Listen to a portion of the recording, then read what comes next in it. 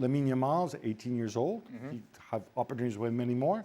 So yeah, why not Ousmane Dembele? Best player last year? I have no complaint. Listen, if the voting was down to me and me alone, I probably would give it to Lamine Yamal. Ballon d'Or robbery? What happened? Find out Barcelona president Joan Laporta's reaction after Lamine lost the Ballon d'Or to Ousmane Dembele. Was what happened at the ceremony a scandal? Subscribe so you don't miss any details. I believe what happened was an injustice. Barcelona has never been welcomed in the French capital.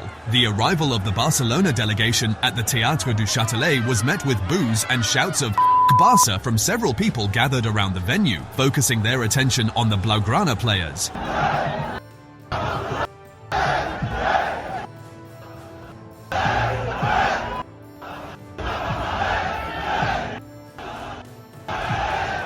But Lamine and Rafinha walked in smiling, ignoring the insults. During the gala, a large group of PSG fans gathered outside the theatre demanding awards for their club.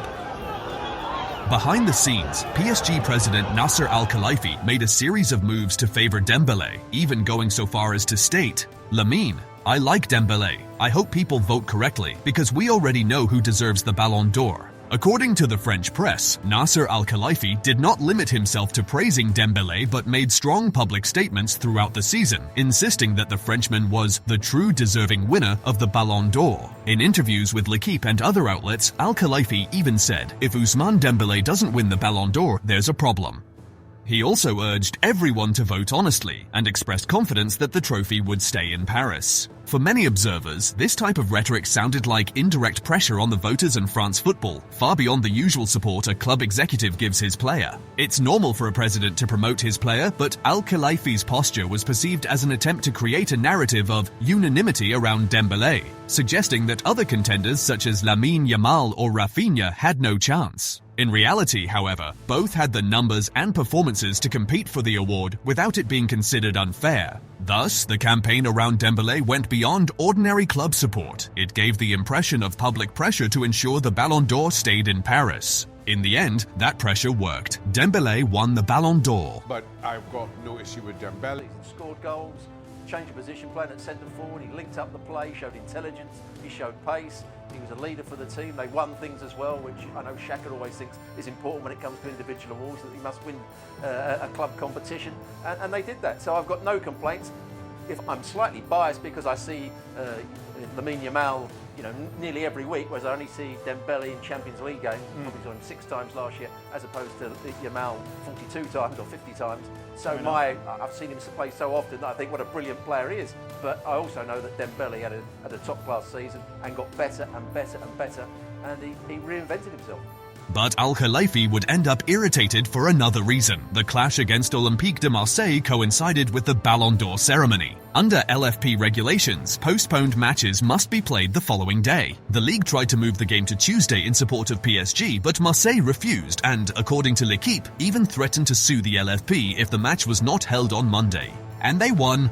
Despite Dembele winning the Ballon d'Or and Luis Enrique being crowned best coach, the mood within the Parisian delegation was one of frustration after a 1-0 defeat to Marseille at the Vélodrome in a match clearly dominated by Marseille over an unrecognizable PSG. Ousmane Dembele and Aitana Bonmati were the big winners. Dembele beat Lamine Yamal to claim the award, which was presented by Ronaldinho Gaucho. "It's incredible what happened to me. I have no words. It was an amazing season with PSG," said a visibly nervous Dembele.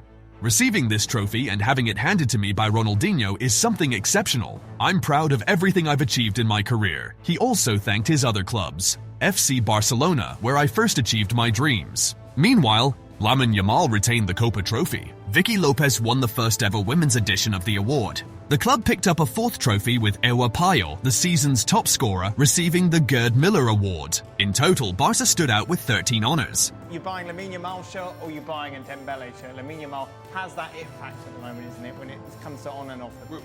Without question, and we've seen that number 10 Barcelona shirt be very heavy for a number of players. Lamine Yamal has just taken to it with a wonderful ease. There's no question in my mind that we will be having more and more conversations about him in this regard, around Ballon d'Or favourites or second favourites, certainly as a serious contender.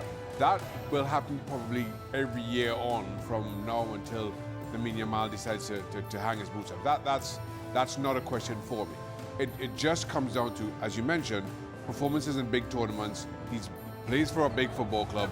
He represents a major nation city in terms of international acclaim. So he'll be there more times than he's not. Without a doubt, Shaka Lamine Yamal is a generational talent. The way he handles the pressure of Barcelona's number 10 shirt is impressive, and he is bound to win 1, 2 or more Ballon d'Ors throughout his career. I agree that his future as a strong Ballon d'Or contender seems inevitable. Playing for an elite club like Barcelona and representing a powerhouse national team like Spain in major tournaments puts him in the perfect position to compete for the award in the coming years.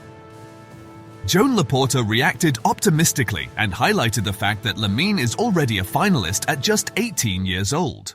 Lamine's second Copa is remarkable. I'm very happy for Aitana. When she goes up on stage, she gives a speech that moves you. I'm delighted with Aitana. She delivered an exceptional address, touching on everything: family, club, equality.